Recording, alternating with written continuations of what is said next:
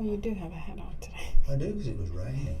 You know, I told you it was an excuse to stay in bed for a little bit.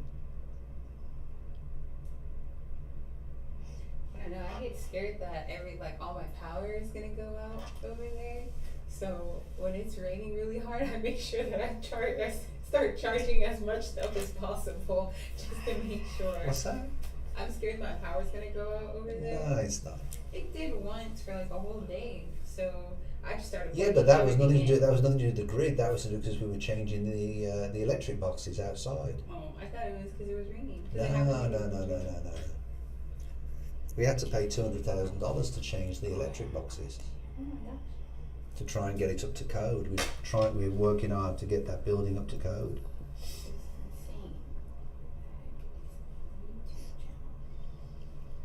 Well, crypto is right. So the U.S. doesn't feel so bad about their interest rate hikes. I'm just gonna post something that we're not alone in this battle. Europe is facing interest rate hikes too. Of course they are. The whole world are. It's not just. And So one of the things that we should talk about it. So one of the things I people want to don't talk. just focus yeah, here. one of the things I want to talk about is like everything's. You don't read my messages because I put that in. Everything's. Did you put that already? Everything. A different link. Everything is bigger, okay, in America. So obviously it's going to cost you more, but it doesn't. Things are a lot cheaper. Like gas, we pay more for in Europe. Housing is just as expensive over here, but we don't have the big lots that we've got. You understand? You know, and it's so. Americans don't understand what it's like. You know, Bin Laden at one point said something very important after he bombed the World Trade Centers. He said Americans are too comfortable. And I think he's right.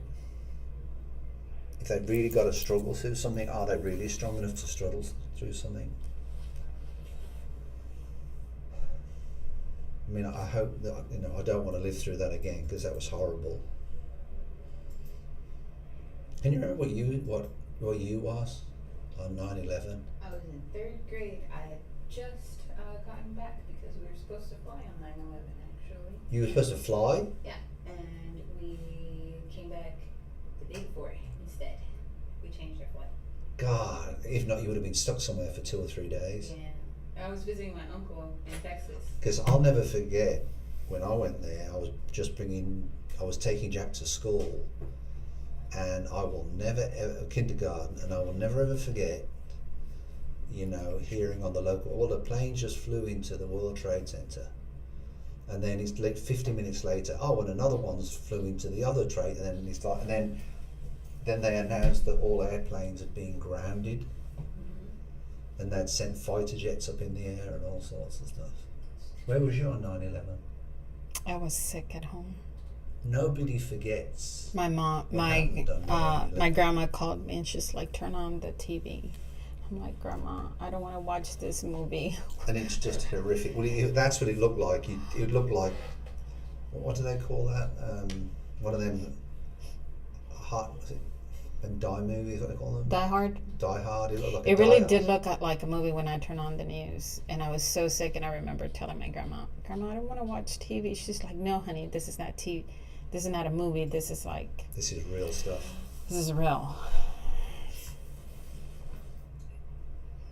My daughter was in private school, so she's like, "Go pick up your kid Yeah, that's what. right now." I was taking my kid to school, and then the school called me and said, "Don't bother bringing them to school. We're not taking them. We're closing the school today."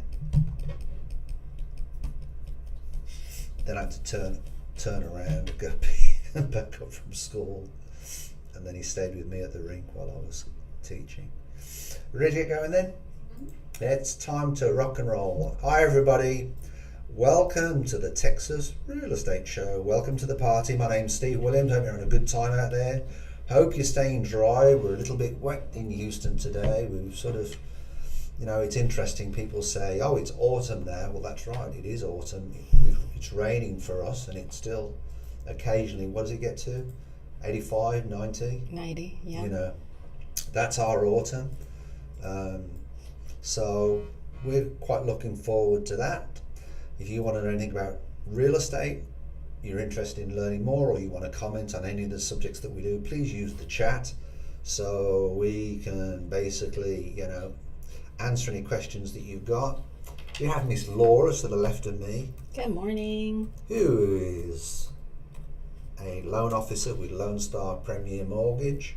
And if you have any loan questions, you're more than welcome to ask her. She's a bit of a know-it-all anyway, so she knows she can help you with all the questions that you've got. I'm joking. She gives good advice. But we've got some issues today that we are going to talk about. Look at that. You look really beautiful today. Look at you. I've got you on my screen. Look. There you go. Yeah. Thank you. All right. So, I'm surprised my hair is not fizzy with the rain. With the rain, I can understand that. So the first topic we're going to talk about today is we are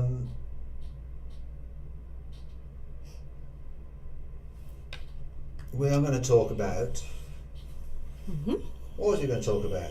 Because I'm looking at the thing here and it's got 4 mortgage application mistakes that will cost you money, correct? Correct. Okay, so let's talk about that. So do you want to go through that, Laura? I'd like you to. Sure. So one of the top mortgage mistakes when you're starting an application is not knowing where you stand on your credit. And as a consumer, you should always know where you are with your credit score. And you should always keep tabs on it because, there could be stuff that they're not necessarily yours and it shows up on your credit report and you should dispute it, right?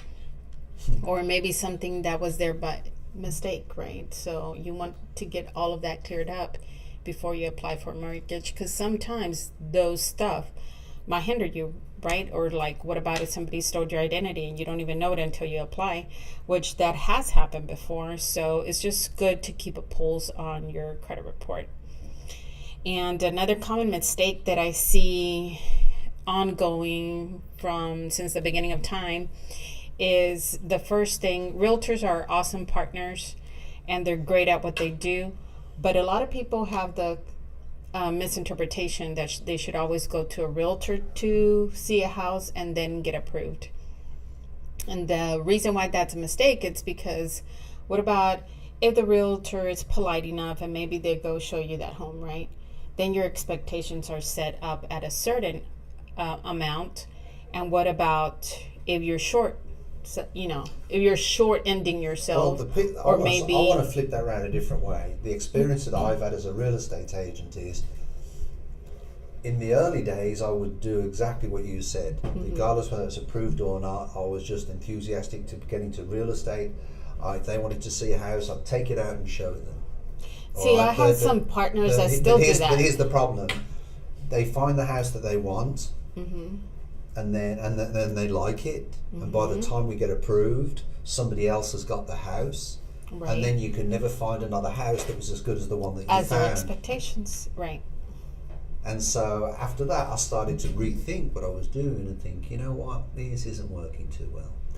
And then I was working, with some real estate, working with some loan officers at the time, and they basically explained to me what the real issue is. And this is something that they don't teach you at real estate school. There's a lot they don't teach you at real estate school. Right. Real estate school is only to pass the test. So all you end up doing is spinning your wheels. And it ends up costing the agent gas, money, then you got to pay all the mechanics. I mean, it's not good business sense to have the mentality, you want to see the house, let's go. Yeah, I mean, there are agents and partners that I still work with that sometimes they do that from time to time, but it's super important that you get approved as a consumer before you start looking at homes. That way you know what your real number is, and you're not let down by any means or short sell yourself. There's only 2 times that I will go show a home without seeing a pre-qualification letter. Cash buyer. That's one. Okay. Then do you know what the other one is? If I'm selling their home and I know they've got equity in their home, and I'm the one that really is the agent that's selling it, so I sort of have an idea, on what's going on, they're more than welcome to use another real estate agent if they want to. Yeah. But or if they want to use me from the buy side for their new house, and that's happened before, then from that point, then I go back to, okay, I want to see the approval letter. Yeah. And then the other common mistake that I see a lot is that sometimes they have too much debt. And so they don't have a real pulse of what their finances are. So, for example, if somebody bought a pet under payments, right? Bought a vehicle under payments, they bought wheels under payments, all these installment loans, and yes, $100 there, $50 here, but all of those installments add up. And at the end of the day, you may not be able to qualify because of your high, debt to income ratio. Or some people, it affects more people with high, debt income ratio than people with low debt to income ratio. And I've seen it both ways that, they're so afraid to check. They're so afraid of money that they don't want to check. They're frightened to know the answer. That's the problem. I think it affects investors more than anything else. Because when I started investing in properties, that was something that really affected me, was because I was taking out loans for properties.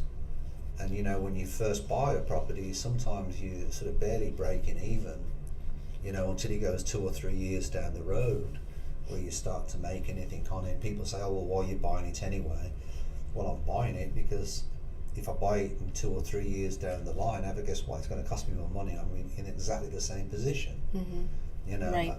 And I've bought properties like that from people, wrap mortgages, subject to properties, or I've bought them cash and stuff. But as you go down the line and you get a little bit more experience on investing, then you can control that debt to income ratio a little bit more. And there's ways that you can control that, but that's for another video. Right. And then the last common mistake that I see when applying for a mortgage loan is that a lot of people are afraid to ask questions, and they just don't ask, was there another option? Because depending on who your loan officer is, they might just tell you, this is what you have, that's it, and just go shopping. And it's a good, practice to ask questions on, okay, so you're giving me a conventional loan and this is the lowest I can put. If I put, let's say 5%, does that make a difference on my payment, and how much? So that they are knowledgeable to make that decision. Or let's say, not because you just asked for down payment assistance, that means that's all you want. If that's all they offered you, then what's my other option? Always ask for options. It's like when you go to the doctor. If the doctor says you have cholesterol, what are my options for medication? What are my options for doing it organically? Like, if you want to get better, you're going to ask for what are options. There's a comment I've got to make. What are options? So it's always good to ask for options. The one with the loan application. Because I've got some comments to make on what you were saying. And not always just just don't always go with the first, just where, here you go, and no options. Always ask for options. And a good loan officer is always going to tell you, I looked at a couple of options. This is the best I think for you, or these are your 2 options or 3 options. Well, I tell you what, I've got a couple of just comments is, the 43% rule is the important part. Your debt to income ratio must not go above 43%. The lower you keep that, then hopefully you're going to get I'm not going to say necessarily a lower interest rate, but you're going to get a better all-round loan, or your chances of getting a better all-round loan are going. And what I would say, on here it says shop around for a mortgage. I don't think you should shop around for a mortgage. What I think you should do is ask for references on a loan officer. Ask questions. But just going out and going online and getting a loan officer, I don't think is necessarily the right way to do it.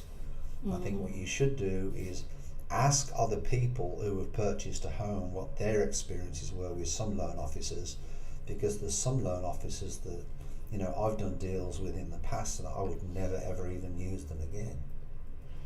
I mean, a good loan officer, this is something that we always have in common here at Lone Star, is that we're going to give you options. And for example, if you ask our professional opinion, we're going to tell you why this program doesn't quite fit you, and take it from there, right? But you know, it's something that you shouldn't be afraid and just like, okay, give me an approval, let's go shopping, and never ask questions. Right, I agree. And then on the debt to income ratio, yes, that's a good thing to stay within, you know, under Look at that, 43%. from that camera, look at that. It looks like the cup's bigger than Laura. Oh, you want me to move my cup? No, you're fine. You're fine. You just look like your cup's bigger than Laura. That's how small Laura is. Everybody. Okay. So 43% is something good to keep in mind, right? You're on your back ratio, but here at Lone Star, we actually have multiple loan products that sometimes that's a little bit higher, more flexible than 43, because we're brokers, not retail. So just search for options, right? Search for a good loan officer, or just come to Lone Star. Right. And they can be found at LoneStarMortgage.com, correct? At lspmortgage.com. lspmortgage.com. Okay, let's talk about it's painful homeowner faces eviction from fraudulent mortgage. That really caught my attention over the weekend. It was super sad.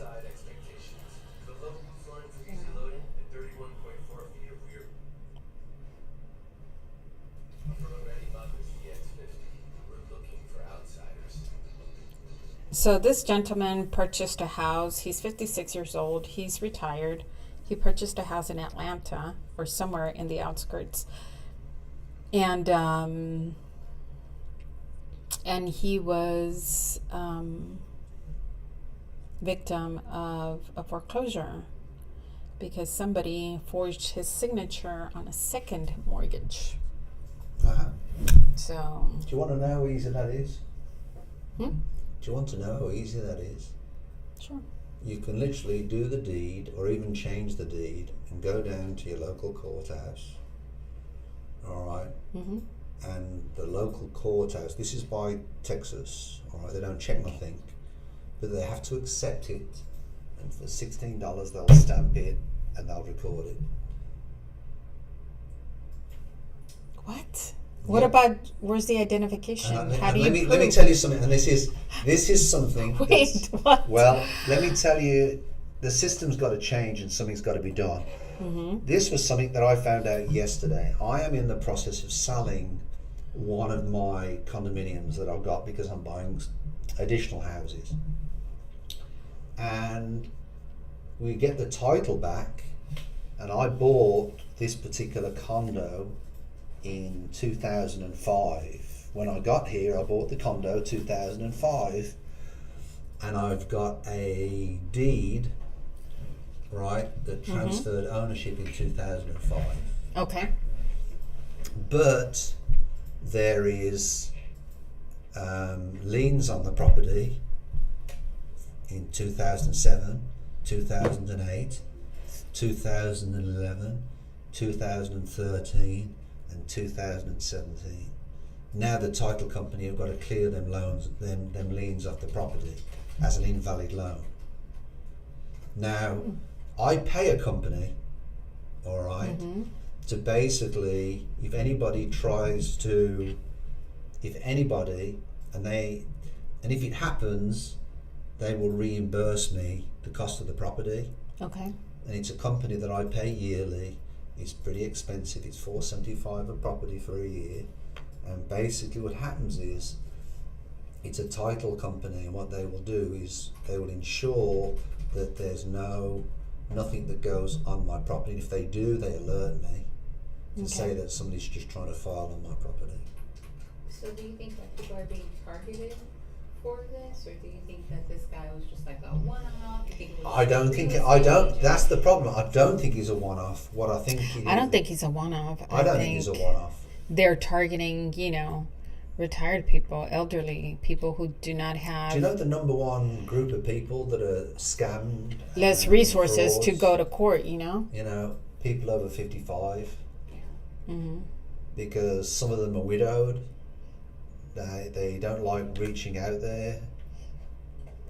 Now, he does have a fair housing advocate. Like, he does have that. He is getting, help on trying to clear all of this out and for him to hopefully keep his home. But I just thought it was interesting, and how even they said it, that under the current Georgia law, the clerks do not ask for identification, which is something that you just brought said. up even here. So, They can't. If you take a deed into the courthouse to record it, they don't ask for identification. mm-hmm. They don't ask. You can just file it on a property. Yeah, and that's one of the court, one of their folks said in the county that they cannot ask questions on people that are filing. They just have to accept it. So, which is, I think it's a real hiccup, because they should prove why are they putting a lien on a property, or if that person is who they say they are. I think there needs to be something. I mean, if they ID people at a club, come on. Why not at the courthouse? So. I was called for jury duty, and I ended up on the 6th floor, and I just went down to the 3rd floor and filed some deeds that I had to do. So. Mm-hmm. Did you go to jury duty? Oh yeah, I did. I've got to do that. I've got to do my civil duty. Yeah, so this is very misfortunate, but it is something for us as homeowners. Keep a tab on our titles. Make sure that Well, but liens let me are ask not you a placed on question. them. Do you think That's kind of scary. That's All right. alarming. But let me ask you a question. Do you think it's something that the bank doing the mortgage needs to research more, or do you think it's honestly the owner's responsibility who's living in the house? Do you think to me, I think To me, the mortgage company that did need the to do more second due lien, diligence. If they're putting a lien on somebody's house, they need to do more due diligence. it was a second mortgage lien. So that lender should have verified who that person was. Correct. So in that case, guess what? To me, that should be wiped off. I agree. So do they go to the house that was put under the guy's name to find out who, Well, it's public information. Right. Well, I mean, it's public information, but it's under his name, right? I'm saying, like, whoever stole his identity to purchase another house, do they just go to the new house to arrest the person who It stole doesn't it? say any information about that. It just says that he was, it was fraudulent. But so it's interesting, I'm going to follow this story. But what's interesting to me is that how could they have not proven that he was who he is, So there's. So. Is this him? Is this his ID in this video right here? Like, Mm-hmm.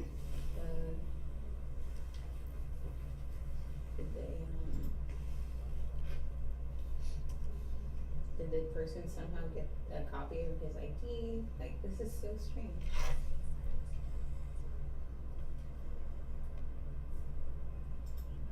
So there was, and mortgage fraud is on the rise. So just be careful whenever, somebody comes to you or somebody tells you you're pre-approved for a loan. I actually got a call myself that I was pre-approved for a home and I haven't even completed an application, and if I were to apply, I wouldn't apply with them. Courtney, I can't believe that though. Yeah, they said this guy, maybe I came here. And he was being charged rent. he was being charged rent. Mm-hmm. So he was a renter. No. $409 in rent or leave his 20-year residence. It's painful. It's embarrassing more than anything to go out here. So He's a renter, not an owner. No, he's an owner. So He here. must now pay $2,409 in rent or leave his 20-year residence. So now he either has to pay this because. Well, they were taking him to court for that. Yeah. So he either has to pay this or he has to leave because of everything. Like the new owner saying, like, you have to pay $2,000. $2,400 a month. So Was he originally foreclosed on the property? Not to on start his- on the first note? no. Well, in that case, I think that's BS. I just don't agree with that. There's no way he should have to pay anything on that. He's been there for 20 years, and that's No, but what I'm saying is on the.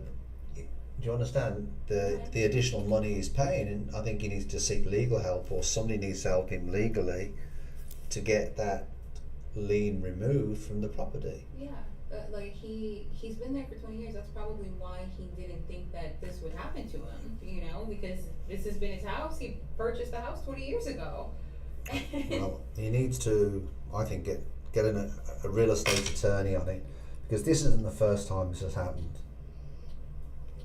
You know. $2,000 to stay in the house that he's lived in for a huge portion of his life is completely unfair. Or there's Yeah. something that's. Very unfortunately. Perhaps we should start a GoFundMe or something. Let's talk about something that's very close to my heart. I'm a real estate appraiser. 6 things to know about US home values right now. Move-in ready homes. The biggest thing buyers want right now are move-in ready, turnkey, updated homes. So they're paying top dollar for these properties, according to Claire Trapezzo, Realtor.com's executive news editor. Trapezzo explained that the high home prices and mortgage rates, they want to know that their money is spent well. That with most buyers interested in updated and functional kitchens and bathrooms, we have recently just purchased a home which is literally a shell that was wrecked by a renter previously. Mm-hmm. And you've seen the bids and stuff, and we put in $60,000 into the house. So everything, literally everything, from new kitchen cabinets, from new countertops, everything is completely updated. LED lighting, new air conditioning, new fencing around the property, a new boiler, everything is done. And the reason why we're doing this is because this is really happening out there. Although you've got the interest rates, if people have got the guarantees that, you know, it's got a new air conditioner, and the air conditioner, you know, has got hopefully 15 to 20 years life, they're willing to pay that little bit more. And it's something that we've experienced in the Houston area. Mm-hmm. And I really think it's worth that. She added that curb appeal is important as well. We're spending a professional landscaper to go up there and landscape the home, and it needs it. It really did. Previous tenant had 2 or 3 dogs and dug some nice holes in the yard. Additional space, we're always looking at, see what we can do about adding a little bit more additional space. Low maintenance and easy homes. Another trend that makes some homes more popular and quick to sell is people want to live their lives without the burden of the time required for maintenance and extra budget. Mm-hmm. He noted that while the fixer-upper is appealing to an investor, he sees fewer people wanting to grow sweat equity and more people wanting turnkey ready properties. Upgraded heating, ventilation and HVAC systems. What have I done? Already mentioned that. Plumbing features. We're taking a lot of the plumbing. This house was built in 2005, so it has a UPVC plumbing. So we haven't got to replace too much plumbing. Trendy terms for most sought-after features, according to Realtor.com economic data analyst Anna Jones. Buyers continue to look for access to the outdoors this summer, but kept values in mind as well. In June, July, and August this year, the search tags that drew the most attention relative to typical US listings were furnished, wraparound porch, wooded land, fixer-upper, and waterfront, said Jones. I'm looking at possibly putting something at the rear of the house, which will give it like a little patio feel to it, where they can go out there. What's that? And sit. Yeah, and And wind. even in our humid, it's nice at times just to go out there and sit and relax. And wind. You know? But you know what would be one of my top priorities? Would be the plumbing, especially if it's a home built in the 70s and it was rehabbed. I would strongly advise to get a plumber to inspect that. Yeah, well, an inspector should be able to do that. What I'm going to say is, if you've got plumbing issues with the property, and this is predominantly with properties from 40s, 50s, all the way through to even 80s and 90s, is if you get problems with the plumbing, water can cause more costly damage than any other type of damage you're going to get with a property. So even if you've got a leaky roof, we put a new roof on this property as well. To be perfectly honest, I mean, you've got a problem. You have a serious problem. I used to stay at a lot of Airbnbs before they became evil, but I used to hate. Do you think they're evil now? Yes, I do. Why? So I think that it's because I want you to clip this. the evil Airbnb. the amount that they charge, like the cleaning fees and things like that. They'll say like, oh, it's $100 to stay in this place, and then you turn around and you have to pay $150, $150, Let me $160. tell you something. I would rather stay in a hotel all day long. Exactly. Yes. Because I know they're professional at what they do. They're professional at cleaning the towels. They're professional at cleaning the rooms. If I've got a problem, I can go downstairs and speak to somebody and even say, I don't like this room. I want a new room, and they'll put me in another room. Yeah, and then there's pool service usually, and so Airbnb has a really big problem with parties. I understand that they're completely banned now, but now they don't allow you to have more than like the allotted amount of people. Say Laura and I go on a trip, right? And then we're going to Houston, but we're like, oh, let's invite Steven and his wife over for dinner or something like that. Or we just want to have some wine or do something. They will charge extra for you guys just staying there for even, a few hours, because they would consider it a party. So I just think that their rules are kind of strange. But in a hotel room, people have hundreds of people in their hotel rooms all the time. Myself and my wife, we went to one Airbnb down in Galveston at Surfside, and it's off the beach, and I prefer it to Galveston. It's just south of Galveston, and it was a beach house, and we knew one of our dogs was passing, so we thought, you know what, before the dogs pass, for a little bit of memory, we just wanted to take the dog up. The dog couldn't make it up to the second floor, so I had to carry the dog up to the second floor. But in this, and we told the owner that we had two dogs, and we told him why, we was doing this, and he said it's not a problem, and he charged us extra for the dogs. We was okay with that. Yeah. But when we got there, what we really didn't like, there was cameras. Everywhere. They have cameras like, there's no smoke detectors in here, but they put cameras in like the smoke detectors and things like that. And that's the a part huge that invasion of privacy. it made my wife really nervous. That would creep me out. Yeah. Especially like. Oh, she was past the point of being creeped out. Even the little cat right there, they would put a camera in the little cat, and that's really scary because it's like, I understand that this is your home, but at the same time, if you're not ready to have people in your home, like, I understand cameras on the outside, in the front, and in the back, that makes sense. But they'll go as far as to put them in the living room. I've stayed at an Airbnb where there was a camera in the living room because it was a shared house. But I was the only one there, and I was like, wait, what if I just like didn't have pants on or something like that? Or, what if I ball and that's on camera? camera. Just the little things. Then we just take it and put it on YouTube.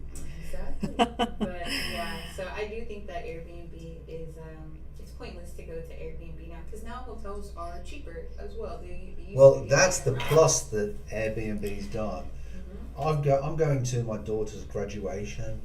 She's graduating a PhD in business, international business degree or whatever at Texas State in December, and we're going to stay at. I don't like staying at fancy posh hotels, Yeah. and we're staying at La Quinta.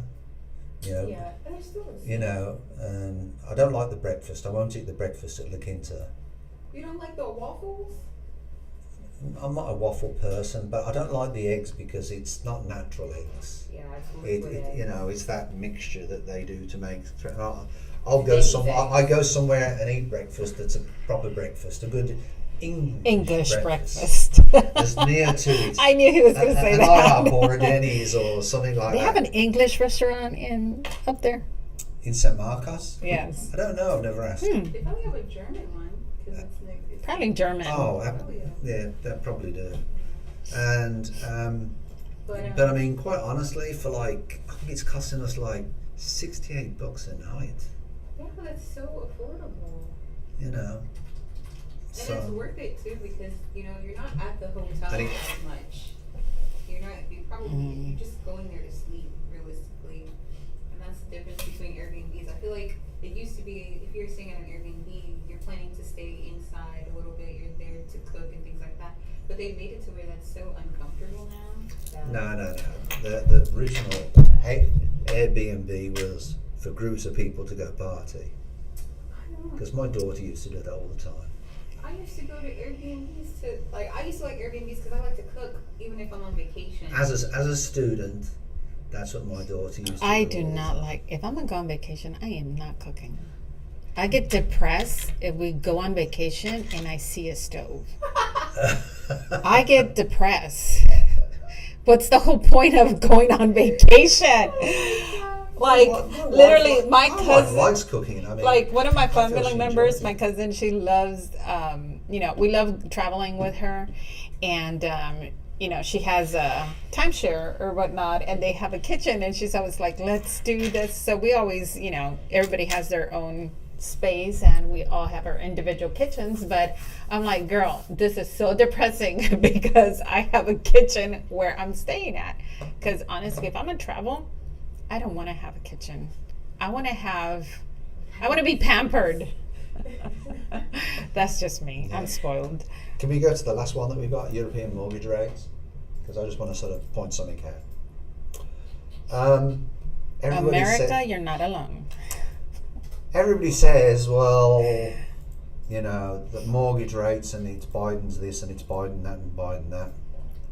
What I want to say to everybody is the interest rates in Europe are getting to the point where they're actually higher than what they are over here, and they say the cost of living over here. The cost of living over here is a damn sight lower than what the cost of living is in Europe.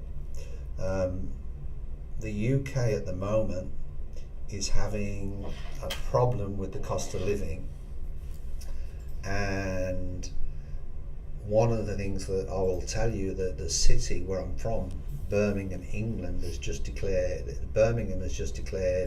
the city bankrupt. Now, I don't know. Wow. Now, all it means is that they will basically trim everything up, because it's basically, I think, a chapter 7, and they'll trim things up. In other words, they might get their trash picked up maybe once a week rather than, twice a week. I don't know. But basically, interest rates are going up. It's more expensive, to buy a home. I was speaking to my uncle yesterday. He has a little home in Devon, which is in the southern part of England, where he lives. You've got Devon and Cornwall, and he actually rents the home down there, and they rent it for it's basically a holiday village, and he rents it for $400 a month. Sorry, $400 a week, or £400 a week. So Is it white in Christmas? so if that's if that was $1,600 a month, I'm thinking That's how not much bad. would that be to purchase? I mean, we're talking about a one bedroom cottage. For how much? It would- $400 a week? It would probably, I think it would probably cost around £2,500 if he was buying that a month. You see, over here, you're spoiled. The lots are bigger. I'm spoiled. I've got an acre lot. And it's, to get a 1 acre lot in Europe would be ridiculous money. Unless you go to Ireland. Ireland's supposed to be the most affordable place to live at the moment. Mm-hmm. Yeah, and the They're reason paying you to and live the there. reason why I They brought pay you this to do it. They pay you to do it. But there's a lot of places in the world now that are paying you to go live there. South Italy is one of them as I was well. gonna say Italy. Mhm. You can go there, you can buy a house for $1. Yeah, you can. Yeah. As long as you But fix you it have to up. fix it, yeah. You have Gotta to fix fix it. it up and you have to stay there for a minimum of 5 years. But you know why this article caught my attention? It's because it's the same currency in all these countries, and yet the market is different. But anywhere you go in In the Europe, rates, you know- anywhere you you know what I go in Europe, I think Not the market, the rate. Sorry. anywhere you go in Europe now, the rates are going to increase for housing. And you've got the same problem over there. You've got a lack of supply. Mm-hmm. When I sold my mum's house, which was a semi-detached house, all right, which is basically one house split into two. It was maybe 1,100, 1,200 square feet, 3 bedroom, 2 bath. So you can see how small the rooms are compared to what you've got over here. Mm-hmm. You know, you've got no master bathroom. Well, we didn't. We had 1 bathroom upstairs Mm-hmm. for 3 bedrooms. Ouch. You know, I mean, it's not easy living. You know, I mean, I'm just from a working class family, but one of the things that I will tell you is when we sold that house for £265, we had about 4 offers on the property. Mm-hmm. You know, so they haven't got. That was the sweet spot, and we specifically chose the sweet spot because I didn't want to keep the house that long. One, Right. for the memories, and two for the fact that I needed the money to pay for my mum's healthcare, Mm-hmm. which is very expensive in England. Regardless about all this BS that people turn around and say about free healthcare in Europe, well, it's costing me about $5,000 a month. So, anything else you want to talk about? There's one No. other point on there that, do you want to talk about that? Kay wanted to touch that. Oh, just the video? the changes in mortgage rates over the course of since 1970 or so.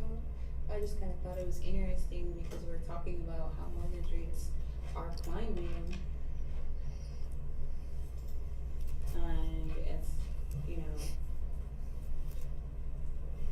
I think it's kind of interesting. Why do you find this interesting? Because I thought it was interesting because I didn't know about 1981, it being 16%. That's kind of crazy, but In 1981, the houses were cheaper. do you know what caused the problem in 1980s? Look, I know I didn't get it till 95, but I know the reason why they went so high in the 80s. Do you know why? No. Petrol, gasoline crisis. Okay, then basically I got here in 95. Okay, do you know why I was paying 18% interest? Because you wanted to just, take care of it. No, why? Just have a guess why I paid 18% interest. I don't know. I can't. I didn't have the money to put down. It was a foreclosure. It was 0% down. So you know yourself, when it's 0% down, what happens? Everybody wants the property. You know, it's not so much that, but it's a foreclosure. It was 0% down. I'm not a veteran, so they put extra interest rates on it. Plus, you're a foreigner. They're like, we don't want this. And that's British another guy reason here." as well. I had no credit. Yeah. I had no credit. And do you know why I got that? where I got the house over, there wasn't really a great demand at that time in the area that I was, but I believe to this day I got it because I had a good loan officer, all right, and I had a good real estate agent. But if you look, people moan about the interest rate. Look where we are now, and look where we've been over the years. Yeah, I think it's crazy too because. It's not really that bad. Yeah, because I think people were just kind of used to like People were used to the that- 210 and the 2015. It's a mindset change. and it's you a know? 0%.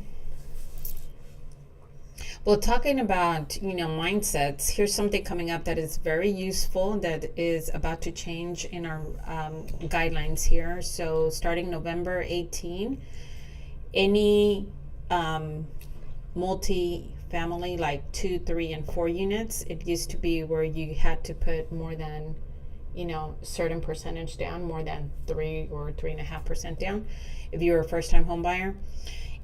But now they're making a change, and this is for Fannie Mae, that you only need 5% down for a 2-unit, 3-unit, or 4-unit. For first-time home buyers. Yeah, that starts on November 18 How about if I've got a few for of them? primary residence. Okay, I own a few family unit, multi-families. How much have I got to put down? The same amount? No, these are 20 or- only Fannie Mae, so only I understand 2 to that, 4. but what I'm saying is, I'm not a first-time home buyer. I'm directing this at me. Mm-hmm. If I own 2 or 3 multi-families, what have I got to put down? Is it still the 20 or 30%? Are you going to live in it as your primary? No. Then My wife might not like that. Okay, then investment would be 20%. I mean, I can put a couple of my dogs 20 or in. 25. 20 depending. or 25. So that's still going to be sort of around the same. Investment, yes. Okay. But this is specifically for primary residents only. And you have a lot of, people that are just graduating from college and, they want to be, go into Let the me tell investor you market as let me tell well. you the So thing that I this is a good can't- thing. Let me tell you the thing that worries me about first-time home buyers when they do what you're mentioning. Mm-hmm. What's your worry? They've never lived in a house. Mm-hmm. They've never managed people paying rent. Mm-hmm. Do they know how to evict people? Because to me, the most important part in property management is knowing how to evict people and make it lawful. Right. I mean, I've known landlords where people haven't paid the rent and they've disconnected the AC. What? Yeah. In 2010, Well, it's, 2011, and I said, you can't do that. It's education, right? So if the buyer's interested in purchasing a 2-unit, 3-unit, or 4-unit, it comes down to education wise. So as a team, you educate the buyer that they're supposed to lean on the realtor so that they can get advice, maybe a property management to help them out with the other portion, I wouldn't. So- Okay, but a realtor is not just a realtor is not going to help them with property management. No. They're To not, get they're not allowed information. to. They're not Get allowed to. information. It's got to be done through the brokerage. Any property management has got to be done through the brokerage because of the trust account. Mm-hmm. Okay, but what I'm saying is, so they need to go to like you said, a property management, somebody that does Right. professionally does property management. Mm-hmm. All right, but I think it's a really good idea if somebody could buy a multifamily. My question is, try finding a multifamily. I mean, that would be my suggestion. I mean, there's Southside. I don't know if you know where Southside is, Kay. Yeah, we were just talking about that near. There's the duplexes down there go for $500,000. Now? Yes. What the heck? Yeah, they're buying the land for $80,000, $90,000. They're building new 3-bedroom, 2-bath duplexes. They've just built one across the street from a property that we manage, and it's $499,000. That's what I was looking for because there's a video where they have pre-made homes, kind of like we were talking about, pre-done homes, and they're like $300,000. I can't find the freaking video, but people don't want to spend the money to be able to, like you said, like get a new or get an older house and do the fixer upper thing. So they're kind of willing to go into these crappy neighborhoods, but they don't know if they used to be crappy. They just, so that's why I'm like the South Side. But there's a lot of areas, and as it grows, the areas change so much. Reinventing itself. They really do. They do reinvent themselves. The people that I feel get squeezed are some of the African American community that have lived in some of these areas, or even white people that have lived and that are getting elderly Natives. in the area. It's just natives. It's like the medical center. To live in the medical center costs a fortune. You're talking about 700,000, 800,000 if you can find one in that range. Yeah. If not, it's $1 million. But some of the older houses that I've actually sold, I sold one of them about maybe 5 years ago, and it was when you walked in the living room, it was at a slope. It was pier and beam, and it was on a slope, needed completely updating, and it sold for like $450,000. You okay? Yeah, I'm just trying to find the video. Okay. Well, don't worry. But but this is something good, I mean, I know it's a good program if they've got the money to put down. 5%. And It's not bad for a And a lot parent. depends on their personality. Now this doesn't fit everybody, right? Absolutely. So I mean, it wouldn't suit my wife. It's like you said, like we talked. like for example, you, if you I'll take the were risk. I don't mind saying it. I'm a risk. I'm a risk taker. If I get a gut feeling that something can work, like for I'll example, make it work. I'll even make the numbers work. But my wife, no. She's like, no. That's why she doesn't even want to know about any of the deals that I do, because she worries so much she's about terrified what you've She's done. terrified.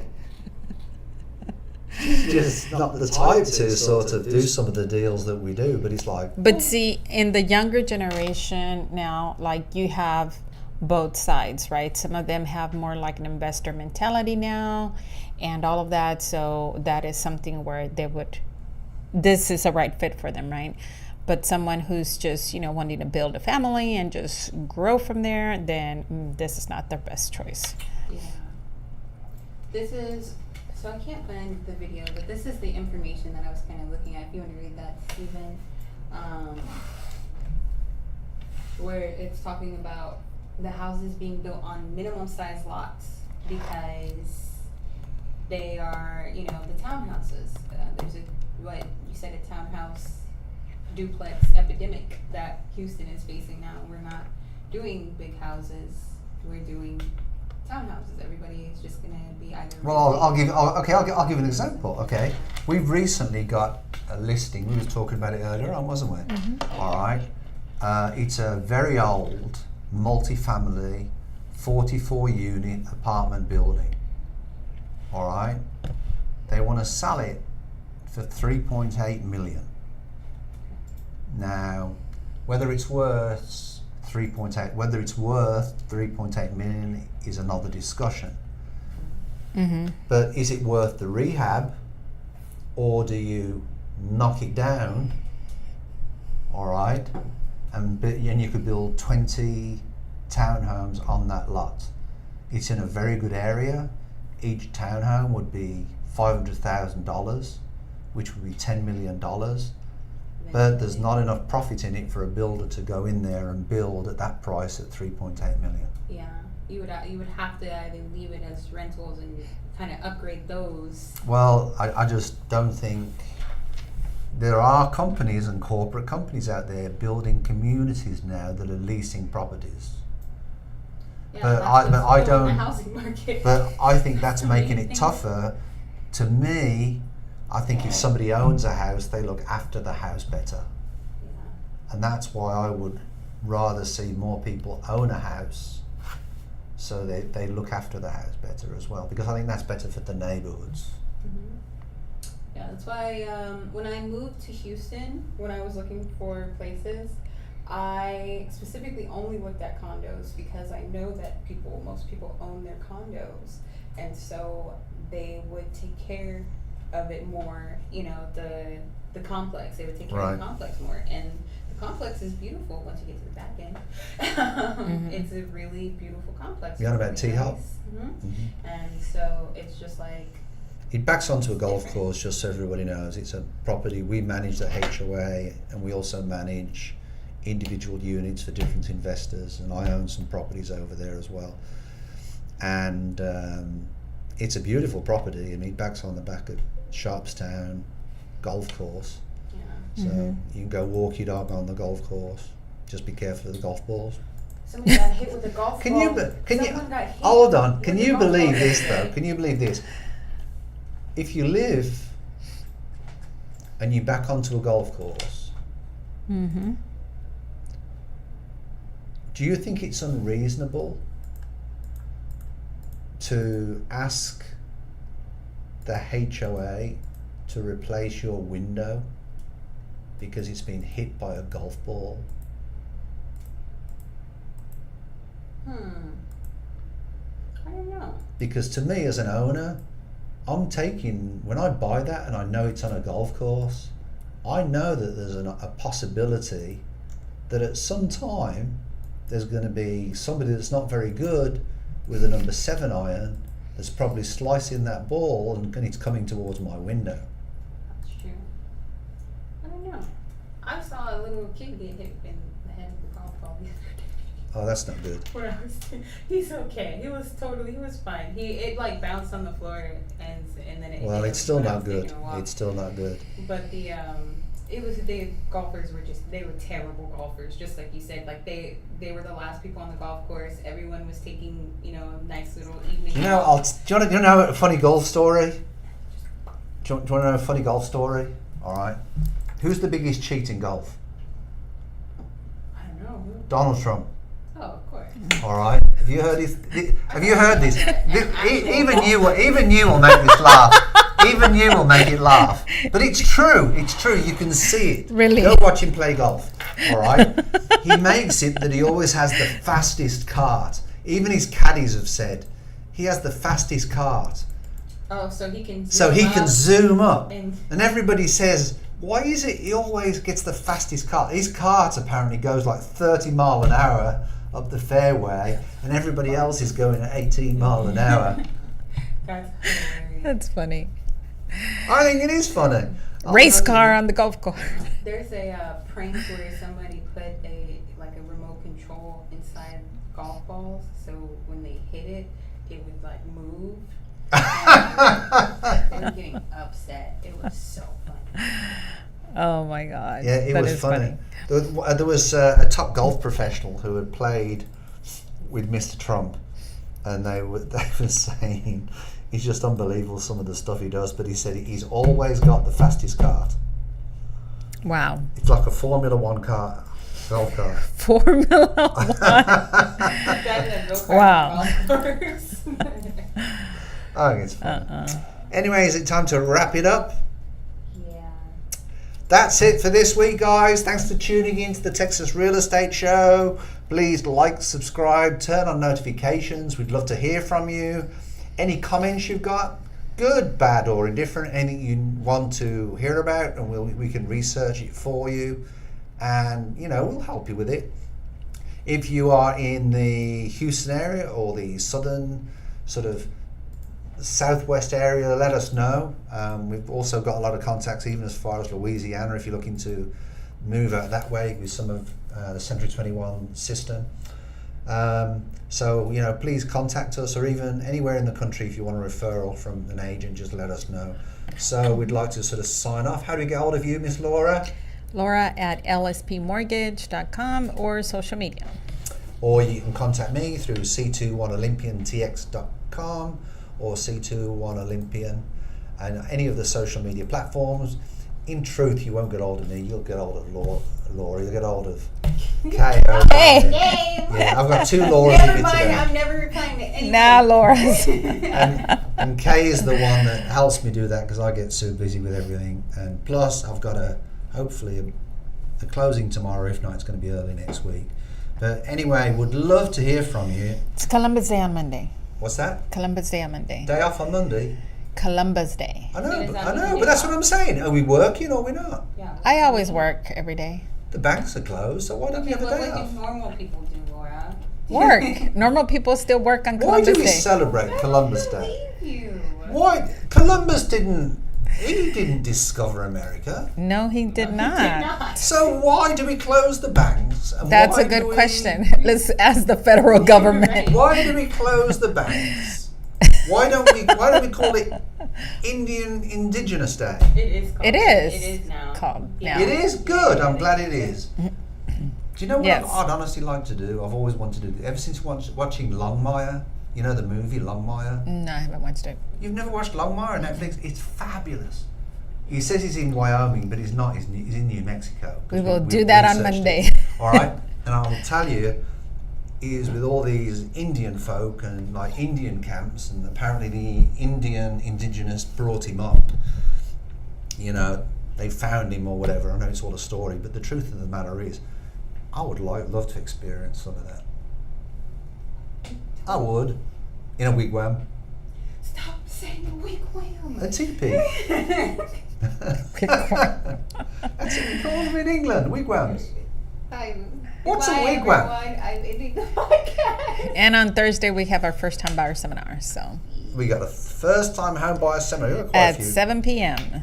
So we'll see you here